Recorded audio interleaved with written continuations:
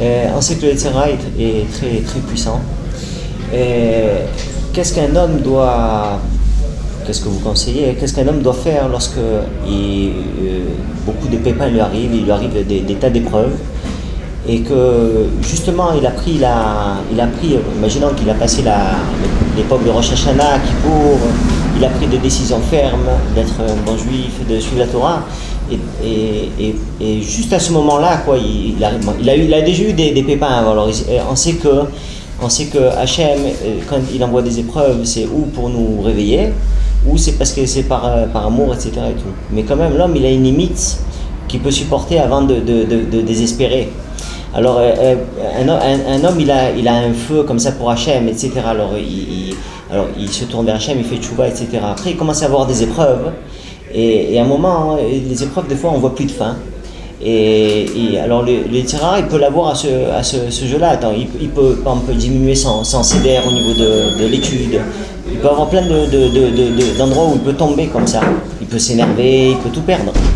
Alors qu'est-ce que vous conseillez pour justement pour casser, parce que Hachem il veut lui donner des avantages. Alors pour casser ce plan de Yetzirah pour avancer alors qu'il voit qu'il y a une chute qui va arriver, parce qu'il désespère, il voit de plus en plus d'épreuves alors qu'il devrait avoir des délivrances. Vous voyez ce que je veux dire? La question de Yehuda. Quelqu'un prend sur soi des décisions d'être un bon juif d'avancer et une avalanche de pépins lui tombe sur le crâne. Il se dit, si c'est comme ça, je vais tout lâcher. Comment faire pour ne pas tout lâcher et résister aux tentations du Yetzirah qui nous disent de déprimer il y a deux questions. Il y a comment ne pas lâcher et comment ne pas déprimer. Il y a deux solutions. Il y a deux mauvaises solutions. Ou bien, tu dis, si c'est comme ça, je reviens à ce que j'étais, et j'arrête de pratiquer Torah Mitzvot. Ou bien, je rentre en déprime. Je tiens bon, mais je suis malheureux comme tout. Il y a deux choses à faire. L'action rationnelle et l'action... Enfin, tout est rationnel, mais l'action plus que raison, et l'action rationnelle qui aura aussi un impact sur l'affectif. L'action rationnelle, elle est de comprendre que, Adraba, à plus forte raison, quand on voit que le Yetzirah, il se défoule et commence à vouloir nous faire tomber, c'est très bon signe. Parce que le Yetzirah, quand on va dans son sens, on est avec lui, on fait des avérotes, c'est marqué le Zohar Kadosh, il dit que tous les matins, le Yetzirah se déguise en prostituée et vient, nous enlace et nous embrasse de ses baisers chaleureux. T'es un bon garçon, tout va bien. Je dis à Vérote, bon, ça va, Hachem, il comprend, on peut pas être sadique, tout ça, et tu vois qu'il y a des gens qui sont pires que toi. Il te cajole. Surtout, continue dans la même voie. Comme ça, il t'a eu. C'est-à-dire que le jour de la mort, ce même Yetzirah vient. Tu dis, c'est toi? Oui, c'est moi. Mais qu'est-ce que t'as? On voit un géant immense avec des yeux partout, avec le sabre, enfin c'est l'ange de la mort, d'accord? C'est le même. Yetzirah, il a 3 noms. Yetzirah, Satan et Malach HaMavet. Yetzirah, le penchant du mal, Satan, comme on dit en français, c'est pas bien de prononcer son nom, donc je dirais Sat dorénavant, et Malach HaMavet, l'ange de la mort. D'abord il vient sur terre et il nous tente. Gili, allez, puis il est bon, c'est pas moi qui fais gili, c'est Miss Monde qui fait gili, d'accord? Miss Monde, ou l'argent, ou les honneurs, bon, aujourd'hui c'est Miss Monde, c'est ce qui marche le mieux dans le monde, mais on se dit, d'accord, les honneurs, le kavod, Olam hazé, ce monde, les plaisirs de ce monde. Après, Sat, du mot lastin signifie accusé. Il va dans le ciel, il dit, t'as vu celui-là, il fait des péchés, Donc lui, il t'a encouragé, après il monte là-haut et il t'accuse. Et après, quand il reçoit l'autorisation, il devient l'ange de la mort. Il vient alors, ou l'ange de la mort, c'est la fin, ou la facture, qui vient aussi de l'ange de la mort, la facture. Donc il est très très fort. Comment je suis arrivé à ça? Première action, savoir que quand tu vas avec lui, alors lui, il joue son rôle de Yetzirah. Yetzirah, il va tapater Comme il est venu le serpent avec Ève. Il a appâté, comment ça va, tatati, tatata, il a fait de la vente. Quand tu as un client au téléphone, c'est pas vous achetez ça, d'accord? Non, tu vas dans son sens, dans le sens du poil. Alors le Yetzer Hara vient dans le sens du poil. Maintenant, si toi tu dis un beau jour, halte, non. Tu te dégages, et tu vas dans la Torah. Moi je veux Hachem. Qu'est-ce qu'il peut faire? Il revient. Allez, il te cache. Tu t'as dit non, t'as tenu bon. Sa seule rescousse, son seul moyen de te faire tomber, c'est un des seuls moyens de te faire tomber, il y en a plusieurs, c'est de te rendre la vie amère. Amère. Et Hachem, il veut ça. Parce que quand tu quittes la prostituée et tu viens dans la vérité, c'est pas suffisant. Pour que ta voie dans la vérité soit vraiment solide, il faut que tu répares tout ce que tu as donné dans le côté du mal. Quand on fait des péchés, on donne des parties de notre âme. Des parties de notre âme qui vont dans le mal. Elles sont là-bas. Maintenant, t'arrêtes. Tu décides d'arrêter. Tu investis maintenant dans le bien. Ok, alors dès ce jour-là, ça va. Tu investis dans le bien. Des parties d'âme qui sont dans le mal, ben, elles sont encore là-bas. Elles sont là-bas. C'est-à-dire que tu vas au Olam Haba, tu as une partie d'âme qui n'est pas là, elle est en enfer. Hachem ne veut pas ça. Il veut que tu retires. Comment on peut retirer? Souffrance. Le même manque d'effort que tu as fait, quand la prostituée venait le matin, tu aurais dit dégage. Mais c'est dur de dégager une prostituée aussi belle, d'accord? Tu n'as pas dit dégage, donc tu n'as pas fait l'effort qu'il fallait faire. Maintenant, pour réparer, il faut faire tous les efforts. Mais j'ai une question, pendant que vous êtes en développement. On dit que l'étude de Torah, Kederet Kulam. Imaginons que quelqu'un il remplit sa journée, il a même dans la Shiva, il remplit, il fait des Zdarim jusqu'à qu'il n'y a plus de temps, quoi.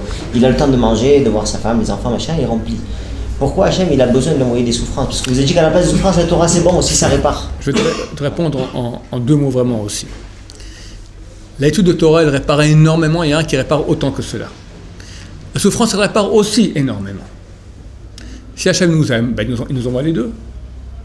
Le Rav Shach, il a fait l'oraison funèbre d'un des grands Chachamim, un des grands sages là, des générations passées, c'était le Rav Yecheskel Avramsky, qui a écrit Chazon Yecheskel.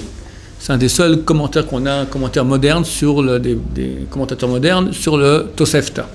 Ça manque. Le Tosefta, c'est un recueil de Braithot, presque aussi fort que la Mishnah, moins, mais d'habitude, à la Gemara, tout à la fin, il y a Tosefta, mais il n'y a pas beaucoup de commentaires là-bas. Lui a fait un beau commentaire, Chazon Yecheskel. Qu'est-ce qu'il a dit à l'oraison funèbre? Il dit, je suis jaloux de toi. Je suis jaloux que tu as fait 5 ans en Sibérie. Et moi, je n'ai pas pu faire une Torah comme ça dans la souffrance que tu as eue. Rav Shach ne joue pas une comédie. Il ne dit pas, c'est pas une comédie, c'est en face du corps du mort, avant de mourir, avant d'entrer dans la tombe. Ça veut dire que je suis jaloux de la Torah que tu as fait en souffrance. Ça a une valeur beaucoup plus grande. C'est marqué dans Kohelet. Af Torati Amdali. Ma Torah, Amdali, elle a tenu bon. Chazal disent Torah Shelamati Be'af. La Torah que j'ai appris, Be'af, c'est un jeu de mots. Af signifie souffrance, colère. La Torah que j'ai étudiée dans les conditions les plus dures, c'est elle qui a tenu pour finir. Et tu verras que toutes les plus grandes créations de Torah de l'histoire juive ont eu lieu dans les périodes de souffrance les plus grandes ou juste après. Rashi Balet Tosafot, c'est les croisades. La Mishnah, c'est après la destruction du temple, l'Empire romain.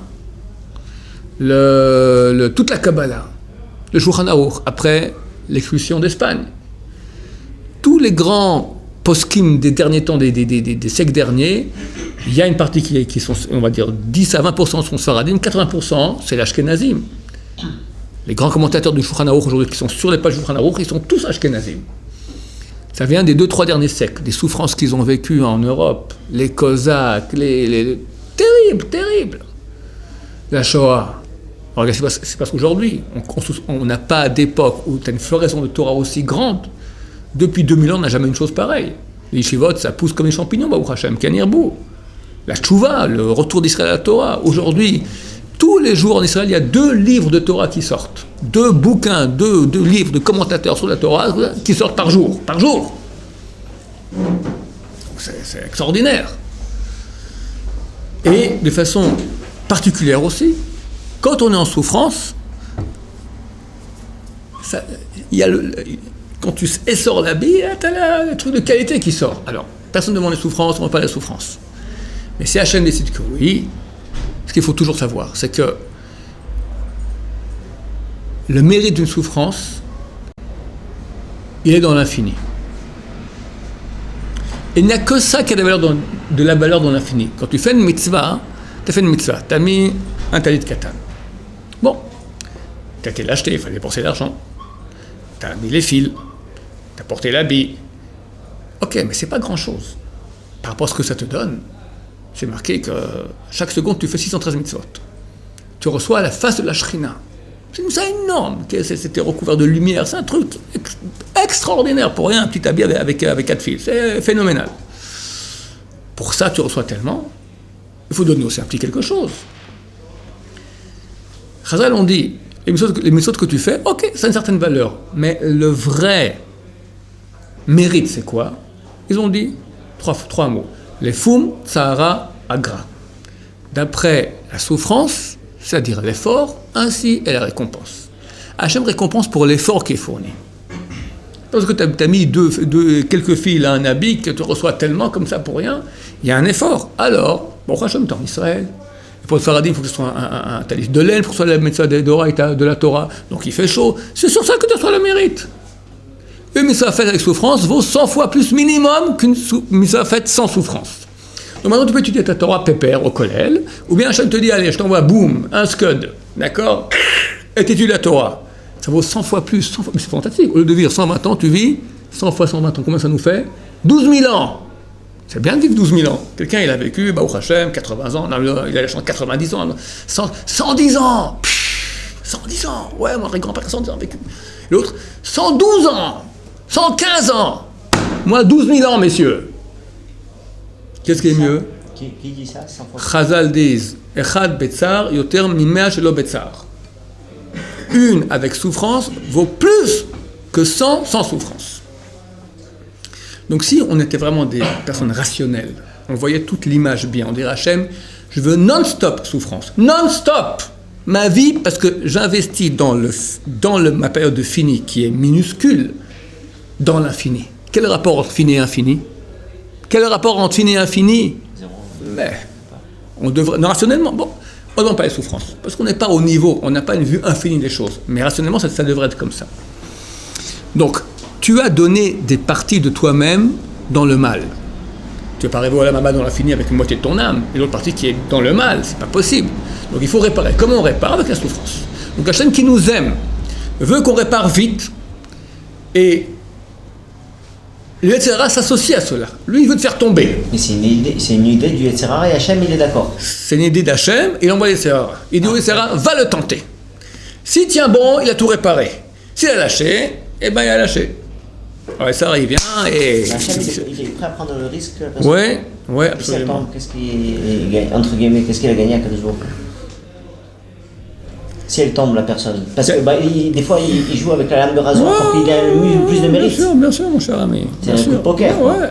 Bah oui. C'est pas un coup de poker, c'est le prix qu'il faut. Il n'y a pas de jeu. Oui, d'accord. Hachem dit, tu veux maintenant rentrer dans le camp du bien? Ok, alors il faut réparer. Il faut réparer. Et ta façon de réparer maintenant, c'est la plus cool qu'il puisse y avoir. Sinon, il y a pire. Parce que tes souffrances, c'est quoi? Au Hachem, c'est pas une chimiothérapie. C'est pas perdre un enfant, Shalom. C'est pas des trucs terribles dans la vie. Hachem Ishmor. Et tout, c'est des réparations. C'est quoi la limite? Parce que alors quand quelqu'un est dans la Torah et quand il fait tchouva, il commence à tomber la pluie de problèmes qu'il a, Parnassa, Shambaïd, l'éducation des enfants, c'est difficile. Tout ça, c'est soft. Un moment. Ouais. Tout ça, c'est soft. C'est soft. C'est pas encore le dur. Baruch Hashem, on veut pas le dur. Et si jamais on a flanché, il y aura une réparation. Et c'est pas dans ce Gilgoul, dans un autre Gilgoul, dans une autre réincarnation. À la fin, tout le monde rentre à la maison propre. Et tout le monde paiera le prix qu'il faut payer. Donc c'est pas la peine de payer tout de suite. C'est pour ça qu'on lit. Pourquoi est-ce qu'on lit Jonas, la prophétie de Jonas, on lit ça à Yom Kippour. Jonas, Hachem l'envoie prophétiser à propos de Ninive. Faites tchouva. Lui, il voulait pas. Il s'est enfui. À la fin, il tombe dans la mer, le poisson le prend, le crache, etc. Il a dû y aller. Pour nous dire, ça dit le Mishnah Broura sur place, il dit pourquoi ? Pour que tu saches. Yom Kippour, faites tchouva. Parce que tu dis maintenant c'est trop dur. C'est trop dur.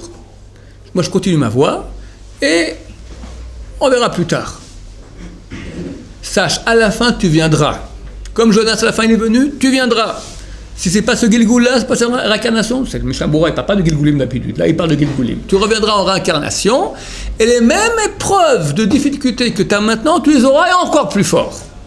Donc, se sortir, on ne peut pas se sortir par une porte derrière, parce que Hachem veut qu'on soit avec lui dans l'infini. Hachem, il est bon, et il dit, tu seras avec moi dans le vrai, pas dans le faux, le flop, et tu vas disparaître. Tu seras dans la vérité, la réalité qui dure, le meilleur qu'il puisse y avoir. Et nous, on veut ça. Aujourd'hui, on ne se rend pas compte. Même ceux qui disent que je ne veux pas Hachem, ils ne se rendent pas compte qu'est-ce qu'ils sont en train de perdre, mais quand on viendra dans le monde de vérité, ils vaudront complètement, c'est clair, ils vont pleurer de cela. Donc, Hachem qui nous aime, et il nous tente maintenant, quand on commence. Quand on fait la tchouva, la Yetzirah, il peut encore venir essayer de nous faire tomber. Et c'est son rôle. Et si on tient bon, alors on a un mérite énorme parce qu'on a réparé tout.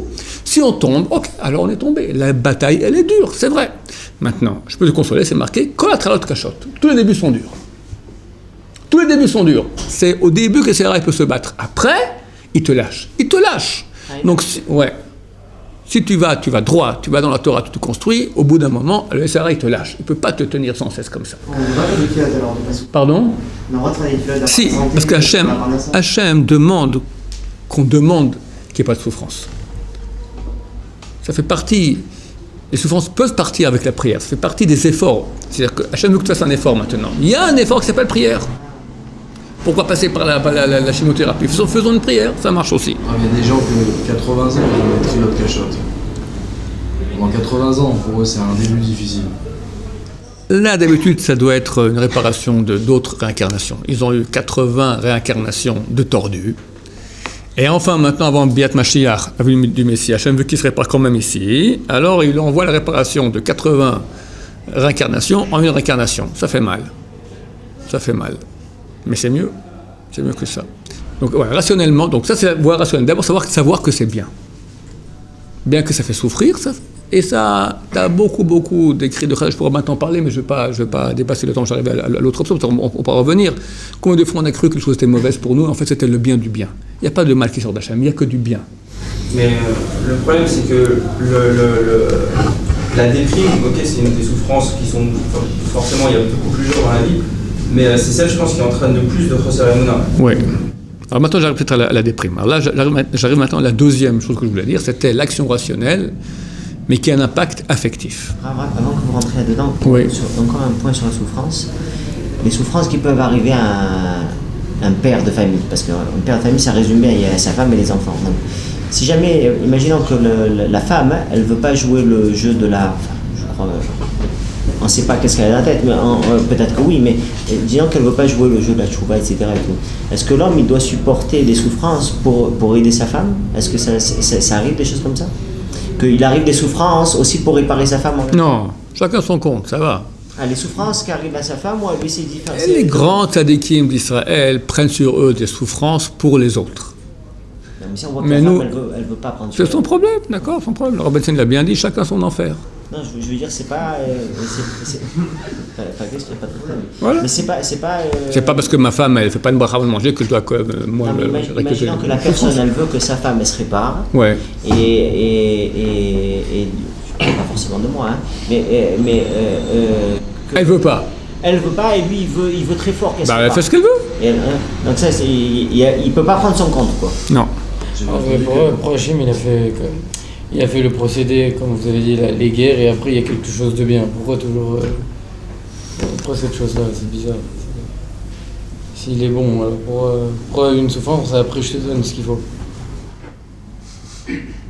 J'expliquais ça rapidement, j'essaie faire l'inverse. de leur expliquer. On te donne le bien, et si tu fais pas, alors on te donne du mauvais. Ça c'est chrétien. T'étais pas bien, alors on te tape. Chez nous on tape jamais. Chez nous on construit. Construire, c'est quoi? T'as déjà construit une fois dans ta maison, dans ta vie? C'est pas compliqué.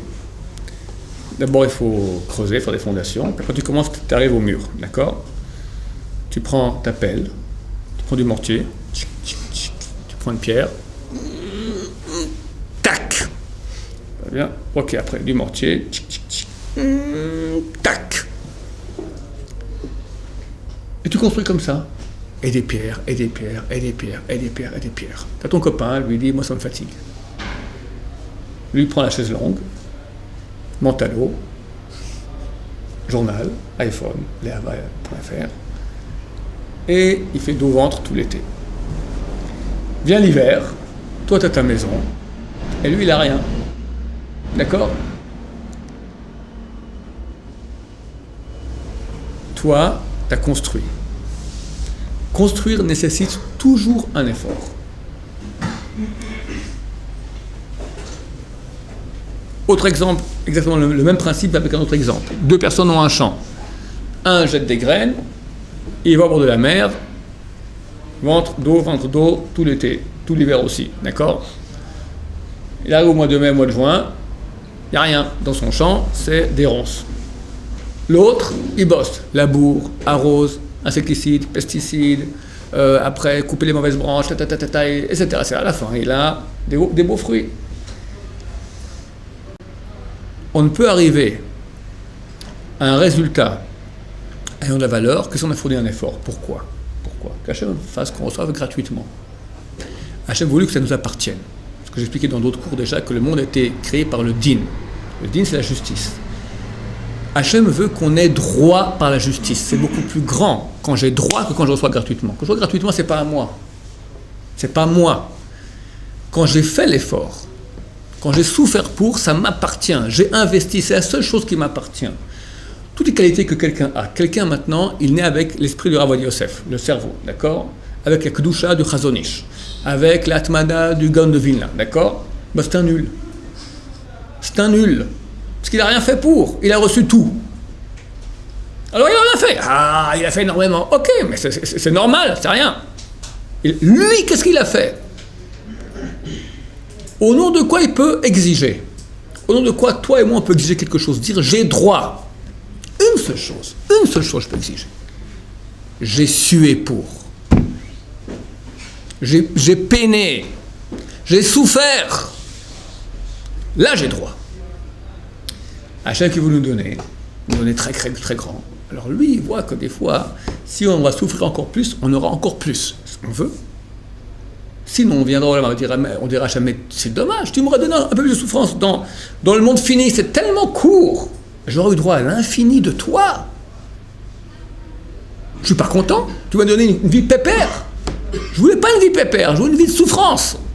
C'est-à-dire, plus que cela, avant de venir sur Terre, on sait déjà et on veut. Des fois, on a imploré Hachem, envoie-moi sur Terre, envoie-moi en Sibérie. Ouais, c'est pas toi et moi, il y en a qui ont voulu comme ça, des grands. Ils veulent une vie de souffrance. Pourquoi? Pour arriver après à voir Hachem en fois des milliers. C'est quand même simple qu'on préfère investir dans l'infini, dans le fini qui est très petit, pendant une période de fini, et recevoir un résultat qui est infini. C'est logique. Donc, qu'est-ce qu'on peut investir dans le fini? Qu'est-ce qui nous appartient? Que l'effort, c'est tout. Tout le reste nous est donné. Donc c'est pour ça que Hachem nous donne après les guerres. C'est pour ça qu'Hachem, quand on a un effort, c'est une souffrance, il y a un résultat après, on reçoit. Et pour finir bien, on va finir tout de suite, mais finir sur ce point-là, d'accord. Maintenant qu'on a une Shoah, que c'est pas de la souffrance, c'est l'infini qui rentre dans le fini, c'est complètement démentiel la souffrance de la Shoah. Alors qu'est-ce qui nous attend?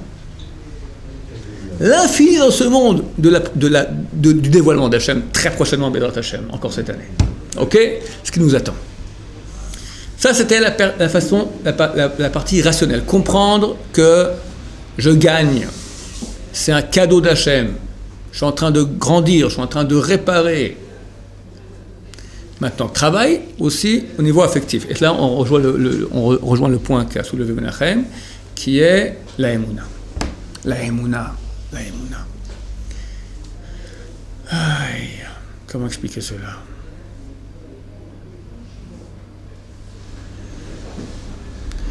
Rabbi Tzadok Shaul disait qu'il y a des gens qui servent Dieu par l'étude de Torah.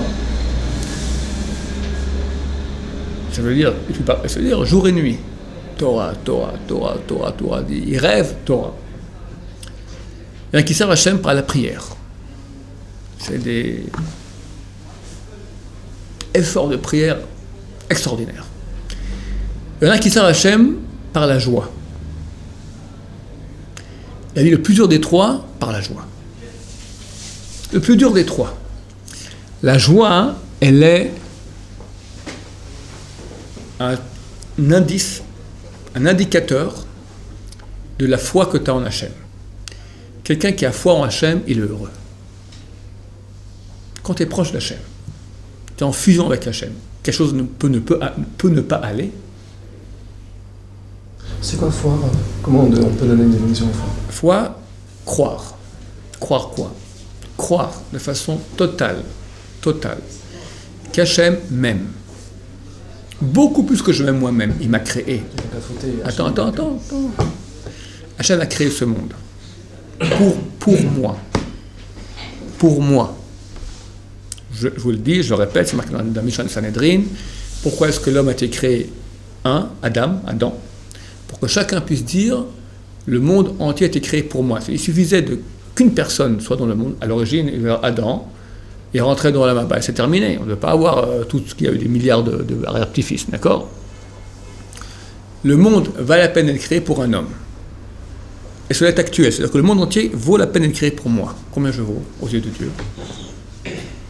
Combien on ne peut pas quantifier ça chez Hachem en tant qu'effort de pensée. Mais la science, elle gratte un tout petit peu, un millimètre superficiel, déjà elle voit que c'est d'une profondeur. Rien que le corps de l'homme. Combien c'est complexe, combien c'est sophistiqué. Plus la science avance, plus elle voit que c'est encore plus, et encore plus. Alors, on avance toujours la science, ça veut dire quoi? On découvre des lois. On voit que le monde il est super complexe. Donc il y a une pensée énorme. Combien le monde il est grand? Tout ça pour moi. Combien Hachem il m'aime? Le but du monde, regarde, Hachem il est infini. Infini. Le monde, on s'est fait 15 milliards d'années-lumière. Aucun esprit ne peut imaginer la grandeur du monde. Et ce monde-là n'est que le monde physique, ce n'est même pas un grain de sable par rapport au monde spirituel, qui sont des grains de sable par rapport à d'autres mondes qui sont, pour parler d'Hachem, qui est infini. Et ce grand infini vient et s'occupe de moi aujourd'hui, là, maintenant. J'ai besoin d'un petit truc, hop, j'ai reçu. C'est pas qu'il m'aime, il lâche tout pour moi. Mais si on pense à ça, on est plus heureux des hommes. Maintenant, non seulement il m'aime, deuxième chose, il a tous les pouvoirs. Comme dit le Chovot HaLevavot, tu as quelqu'un qui t'aime, il t'adore. Il aimerait t'aider, mais il ne peut pas t'aider. Tu es malade, lui c'est ton papa, il pleure, il ne peut pas te guérir. Tu as un autre, c'est le médecin. Il a le médicament que tu as besoin, mais il ne t'aime pas. Alors tu ne l'auras pas. Hachem, il m'aime et a tous les pouvoirs. Donc il peut tout. Il veut tout, il veut m'aider, et il peut tout. De quoi je me soucie? Je dois encore me soucier de quelque chose? Des souffrances peut-être qu'on a réparées. Hein? Ok, souffrance, mais je suis dans les bras de Dieu. Je ne m'occupe de rien, je suis d'accord. Hachem, il m'aime. Je suis dans ses bras. Tout seul, Hachem. Hein? Quand on est dans la souffrance, Hachem, on est tout seul. Seul? Tu connais l'histoire, que quelqu'un allait à les traces, tu connais pas les traces? Au bord de la plage, il allait avec Hachem. Hachem le tenait par le bras comme ça. Et tout à coup, ça va très très mal. Il sent qu'Hachem n'est plus là. Et c'est dur. Et il marche, mais c'est dur. Il ne peut plus. À la fin, il dit Hachem. Là, maintenant, c'est au moment que ça va mal que tu me quittes. Je lui dis, mais retourne-toi, regarde les traces. Tu vois là-bas, on était les deux. Il y a les grandes, les miennes, et les tiennes, les petites. Et là, dès que ça commence à aller mal, il n'y a plus que mes traces. Je t'ai pris dans mes bras.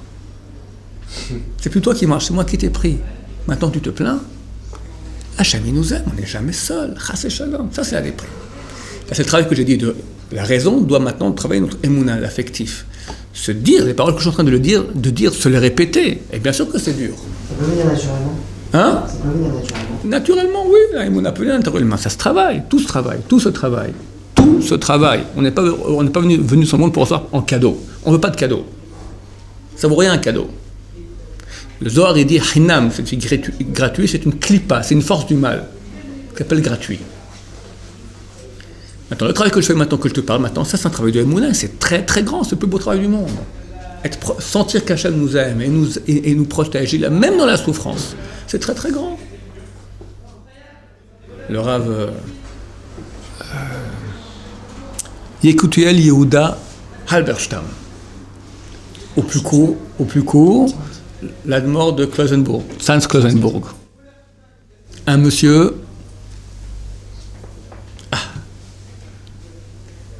Si quelqu'un pouvait traduire en français le livre qui est écrit sur lui en hébreu,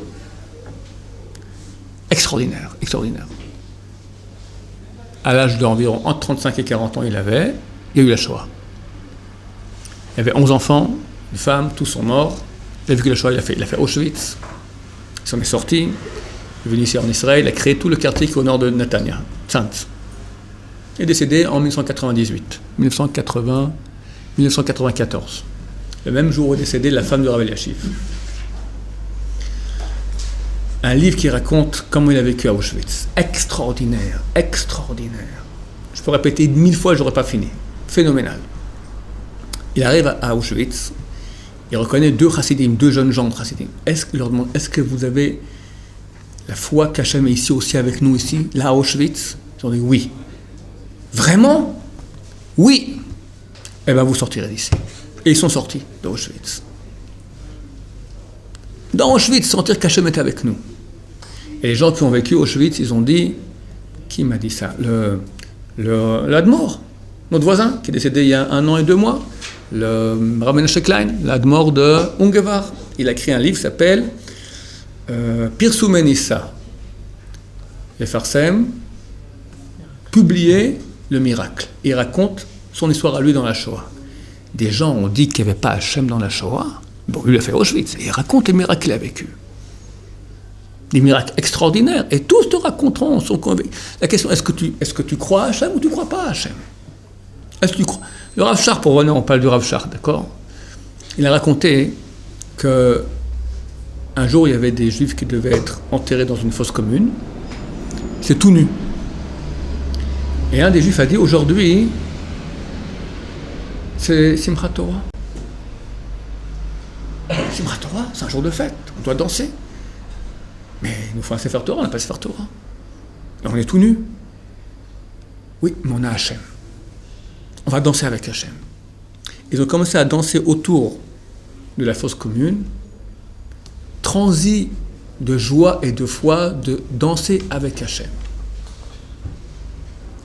C'est pas une blague, tu vas mourir, vous me casser les pieds, quoi, c'est pas le moment maintenant. Danser de joie avec Hachem. Rav Shach a dit, j'aurais été prêt à donner la moitié de ma Torah pour être avec eux. C'est pas des blagues. La moitié de la Torah du Rav Shach. Moi, je suis prêt à donner beaucoup pour avoir 1 millième de la Torah du Rav Shach. La Emouna, combien c'est grand. Comprendre, savoir qu'Hachem est avec nous, ça c'est un travail. Et le Rav Benson, il a dit, le travail, servir Hachem par la joie, c'est plus dur que l'étude de Torah et que la prière. C'est-à-dire que c'est un boulot. Parce qu'on parle Emouna, on est pépère ici, je parle. Je peux dire Emouna, Baruch Hashem que je n'ai pas de problème dans ma vie, plus ou moins ça va, ça tient la route. Mais quand ça vient à Chas et Shalom, alors là c'est dur. Bon, c'est un travail aussi dans ces épreuves-là, être dans la joie. Savoir qu'Hachem ne nous quitte pas et nous aime. Tout ce qui nous arrive, ce sont des shlichim, ce sont des envoyés d'Hachem, aimants.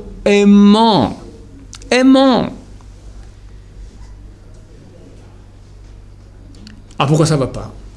À défoncer Hachem, il faut qu'on fasse un travail. D'habitude, c'est ça. Il y a un travail à faire. C'est pas comme ça qu'il y a. Des fois, c'est bon, il y a des souffrances, c'est marqué souffrance d'amour. Hachem l'envoie comme ça pour que tu aies plus de là-bas. C'est pas notre niveau, ni à toi, ni à moi. D'habitude, nous, c'est qu'il y a des trucs qui sont pas encore tout à fait OK. Il faut arranger un peu. Non, mais le plan, il est bon. Le plan d'Hachem, il est bon.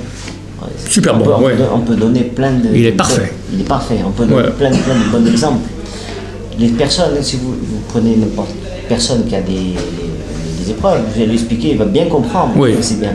Mais jusqu'à quel point il va supporter? Ashava l'élève, comme c'est dur de supporter, alors là, Ashava l'élève, Vashevota l'élève, Yadata Hayom, tu sauras aujourd'hui. Ce qu'on dit dans la Nushaber 3 fois par jour, Yadata Hayom, tu sauras aujourd'hui. Vashevota l'élève Avecha, tu ramèneras ton cœur, qu'Hachem ou Elohim, que l'Éternel, il est tout puissant, dans le ciel, dans la terre, partout. Hashava, elle lève. L'idée que tu as, la ramener au cœur. C'est quoi l'amener au cœur? Je sais qu'Hachem est partout, c'est lui le maître du monde. Le cœur ne vit pas ça. Le cœur, il est petit, il vit dans sa petite vie mesquine. Grandir et parler au cœur, et comment on le fait? Avec des paroles telles que je suis en train de dire maintenant. Il y a des bouquins de Emouna. Rappeler sans cesse, se dire des phrases, des Teilim. C'est tout ça le roi David. Pourquoi il est le roi David? Pourquoi il est si grand roi David?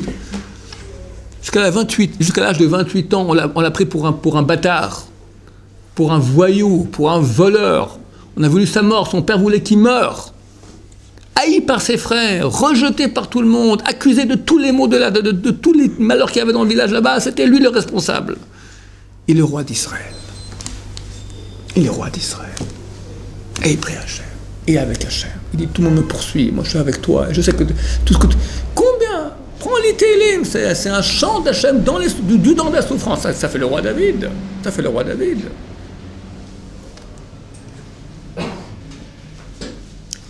Que Dieu nous aide dans cette voie. Baruch Adonai, l'Oman V'Amen.